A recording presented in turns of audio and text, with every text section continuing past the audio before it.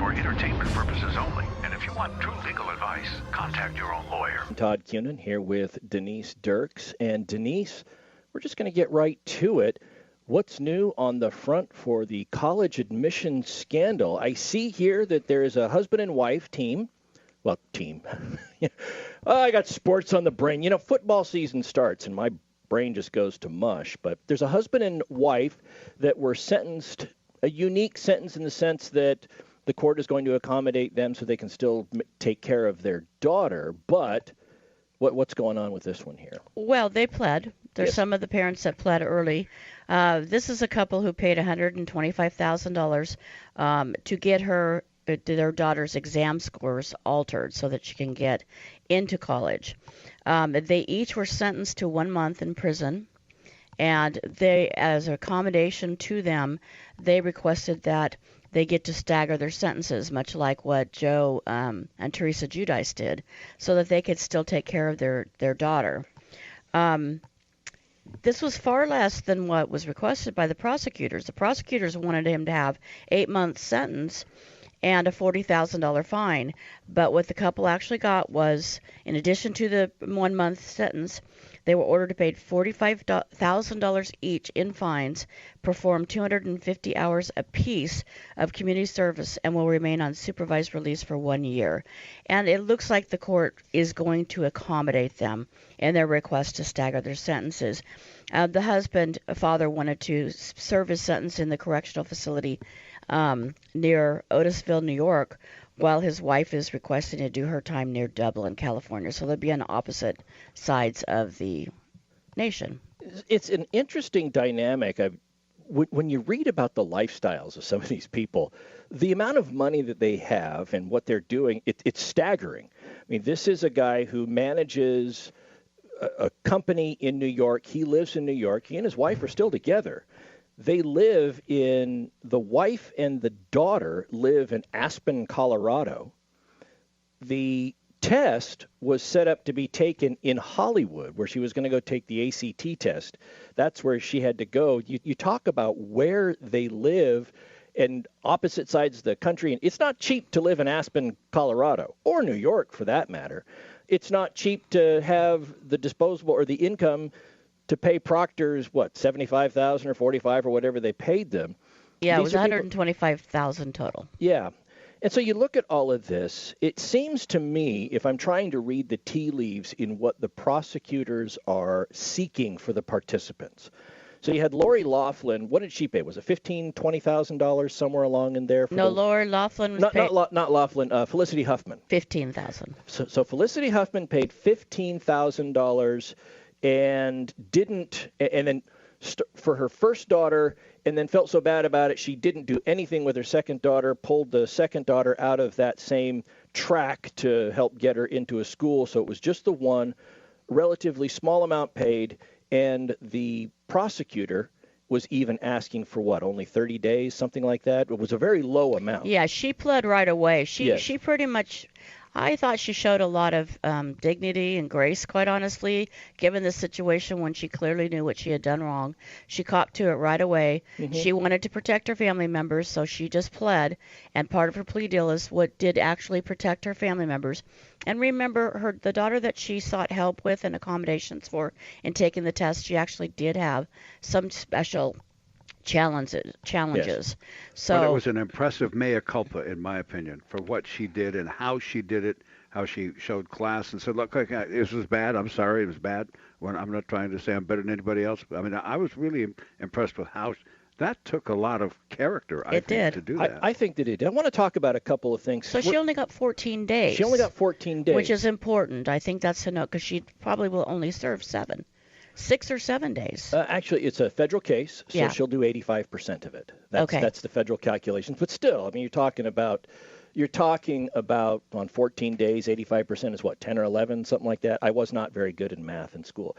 And interestingly enough, just as a side note about sentencing, there is a theory out there that I believe I believe in that smaller sentences sometimes have more of a deterrent effect on the person who will probably never commit a crime and had no record before than a longer sentence. We talked about, I learned this in law school back in the 90s, and also one of the DAs that I clerked for as a law student talked about this as well. He said, if you're ever negotiating with somebody as a prosecutor and the defendant, let's say you want 10 days or 15 days on a case, and they come back and say, well, will you take 4? Take it. Because if they go in for 14 days, any double-digit number of days, well, they go in and they get used to it. They know they're going to be there for a while. They don't even think that on 10 days they're only going to do 5. They just think it's a double-digit number of days. I want to get ready. I want to feel comfortable. They make friends. They have somebody that they talk to. They end up playing cards, Monopoly, doing whatever for the time they're there. And it's an inconvenience, but it feels a little bit more like camp. Right. When somebody goes in for a single-digit number of days and they know they're going in, they are so nervous going in, and their mindset is, I just want to survive this. And they don't eat. They don't sleep very well.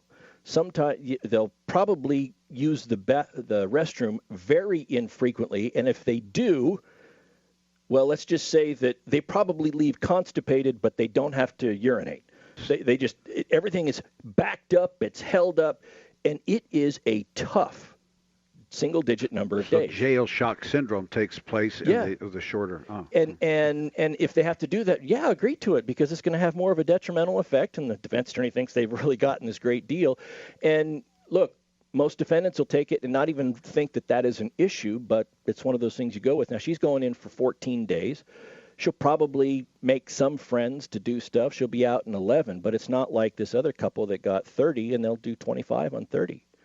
I have noticed, though, that it does seem like the prosecutors in this case are seeking harsher sentences for people the more money they paid.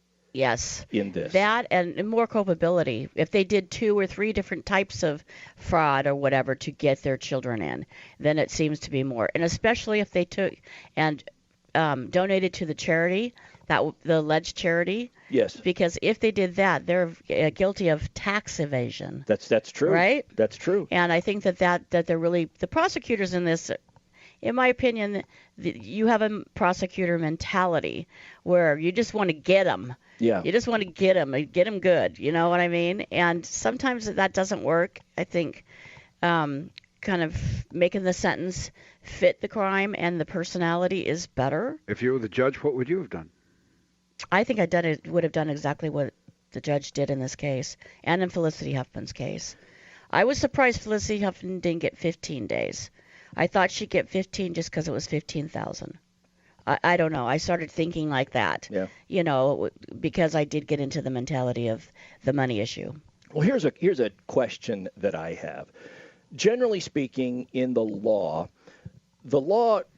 tends to go after the people that are really the instigators of a wrongdoing. So, take prostitution. They're going to punish the pimps more than the prostitute because the pimps are the ones that are really oppressing the other folks, getting them in. Well, that's what you hope. Both are illegal, but legally speaking, the sentences on the books call for harsher sentences for pimping and pandering than they do for prostitution. Drug offenses, harsher for the person who's the drug dealer than the drug user. And in this situation here, what I'm wondering is, what are the potential sentences and what is being done about the people who approached the Laughlins, the Huffmans, this couple with these ideas, hey, we can get this done for you, that preyed upon that desire, and what's happening to the proctors that took the money? Because, they're all going down. Because those folks are all what created the system that these folks took advantage of, but I don't hear anything about what their sentences are because it doesn't make big. We got to go to break. Yeah, and we come back. We want to talk more about this. Okay, we got a few seconds, but what I wanted to say is that that the proctors are going down and that they're delaying their sentencing until they get all these other people done, and then they're going to get their sentencing because they still have to potentially testify. So they're going to get theirs. But it all comes down. They're going to get theirs. Yeah. So we're talking about the college admissions scandal and how one couple, the couple who had split residences. One lived in New York, the other in Aspen. The wife lived in Aspen, Colorado, with their daughter, who was the one that they greased the skids to get a better score on the ACT, the college admissions test. Breaking news of sorts. It came out, let's see, the news report we're looking at, I don't know which one you're looking at. I'm looking at one from the San Francisco Chronicle that came out 7:30 last night. I didn't see this until now. The first individual to avoid jail time and get just a probation sentence. Yeah, his name is Peter Jan Sartorio. He's 54 years old. He's from Menlo Park. He's a businessman, and he was the 8th parent to get sentenced. And this is from the Washington Post, by the way. And he avoided it completely, even though he spent $15,000, same as Felicity Huffman. So it looks like that's a little different. He paid to have the ACT test inflated, so the results inflated for his child. But I'm not sure. It doesn't really give a good description as to why he avoided jail. Maybe he knew the judge. Yeah, nothing like throwing out allegations there, right? Well, No. now, just to say, Teasing, of course. he's from Menlo Park. Now, this sentencing is all taking place in Boston. So, but yeah, the report I'm reading here said his daughter was in the practice tests was scoring in the 42nd to 51st percentiles. And so they paid to have somebody doctor the test, the proctor, and apparently she scored in the 86th percentile on her ACT, which helps them out. Now, in all of these cases, the arguments have all been that the kids had no idea what was going on. That's true. And it struck me as I'm looking at this, just from a practical standpoint, what does it do to the parent-child relationship when the child then thinks and finds out, you didn't have faith in me on this test, that you felt you had to go and cheat to get me in? You didn't think that I had the ability to do this? I mean, I wonder if that even comes up, especially in the case of some of these, like the Aspen, Colorado couple. The child apparently had no idea that this was going on. So she goes down to Hollywood, takes the ACT. The proctor doctors the score. She comes back. She thinks she's done this bang-up job. If everybody is to be believed, and she doesn't know what's going on. Wow, I'm smarter than I thought I was. Wow, I did great on this, and not realizing, A, Mom and Dad actually paid $125,000 to have your test score upgraded. And now she finds out about it, not in the privacy of her own home, not in something that the parent later on in life in the privacy of their own home says, look, we knew you could succeed and we just wanted to help you out, so we did this, but you have since done everything else on your own, and that's great. They don't get the benefit of that. They find out that Mom and Dad did not have faith in their scholastic abilities on the national scale with everyone else. Front page of the Chronicle with probably some paparazzi hanging out trying to get a shot of them and see the look of shame on their face if there is one. If ever there was a reason for the prosecution of a case to occur not in the public forum but by keeping the identities secret, it is for the protection of victims that allegedly didn't know anything about it. I would think that this would be a case, but that wasn't what was followed. No, I don't think that this is a victimless case. I think maybe that's what he argued because so they cheated on the test, but the child never got in, so they never took anybody's spot or something. That's what I'm assuming he argued. But I don't understand why probation. That really does make me feel like there's a difference because he did nothing different than what Felicity Huffman did. Well, I will say this: Felicity Huffman got probation. And that's something that people often... No, I don't mean probation. You know what I'm saying. Why he didn't get jail time. He didn't get jail time. Yes. And I don't know the differences. It would be even more egregious if folks, when we've seen this happen, where somebody in one state court gets X amount for the same type of crime, and then somebody in another jurisdiction gets something completely different. Identical crimes, but different jurisdictions, different laws apply, different states. This is all the same court. And it suggests to me that there's something we're not seeing here in the report. I mean, there's only so much that these news reporters can put in here. As a prosecutor, if I had a dime for every time I read a news report about a case that I had been involved in terms of sentencing, where when you read the report, it looks like, oh, well, what the heck is going on here?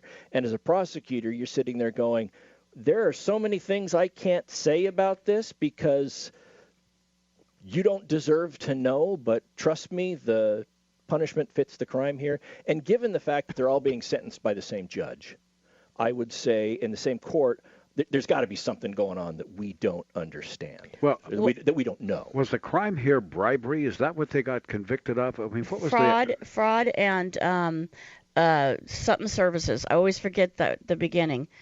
It's like it's something services. I can't remember. Plus tax evasion. Tax evasion we get because they distributed to a charity they knew was not a charity. Right. Correct? Okay. Yes, if that's what they did, and then if that specific act applied to them. Now, you have to bear in mind that in these cases, you've got honest services. Sorry. Honest services. It was mail fraud and honest services. Okay. And so not everybody did the same thing to get their kids into the school. For example, in these cases here with Felicity Huffman, the couple, the Aspen, Colorado couple, and this individual from Menlo Park that we just talked about, those were all payments that went to proctors to alter ACT scores. With the Lori Loughlin case, that was a payment that went to a coach to provide spots for their kids on a athletic team for which they had no experience at all. So it was... It's really more fraudulent than anything else, because they actually created pictures and photoshopped their daughter's pictures on it. So Laughlin's different because those girls had to know, because they knew they got a scholarship for the rowing team, but they never showed up to row ever. Yeah, they knew they weren't on the team, and that's a big one. But there's a question that I hear from people a lot about this, and it seems like the prosecutor in this case has even said that Lori Loughlin can expect more time. And he's talked about culpability, but they've also talked about how these other folks pled early, and Lori Loughlin is, at this point, saying, well, look, I want a preliminary hearing. I want a trial. I want to do these things. And those are all rights that are guaranteed people under the Constitution. And so from one perspective, it looks like somebody is being punished for exercising a constitutional right to a trial. And that's the way it looks from one perspective. You're being punished because you want to go to trial. When I was a DA, I'd make an offer on a case, and then when the person went to trial, if they lost, if the evidence prevailed, the court would say, what's the DA's recommendation? I always asked for more than what I offered, and then the defense would say, you're punishing this person for going to trial. And they're not, because the idea in the law is, if a crime is worth this much, and for those of you in radio land, which everybody, I'm holding my hand up around my eyes. Let's say 15 days. Let's say it's worth 15 days. Okay. Well, you can, as a defendant, offer the mitigation. That means something in your favor if you accept responsibility at an early phase of the proceeding. If you want the discount, you have to agree early on. If you don't want the discount and you want to go to trial, then you get the result at what it should normally be. So it's not that you're being penalized for taking it to trial. It's this, you're willfully choosing not to take advantage of the discount. It's like asking for pretrial diversion after you did a trial and the jury found you guilty. Sorry, that horse has left the barn. Right. So there's a lot of strategy when you're a prosecutor, even as to timing of who you arrest and who you charge first and all of that. And that's a whole different topic, and that's a very good discussion that we need to have. Go to the website, radiolawtalk.com. That's radiolawtalk.com.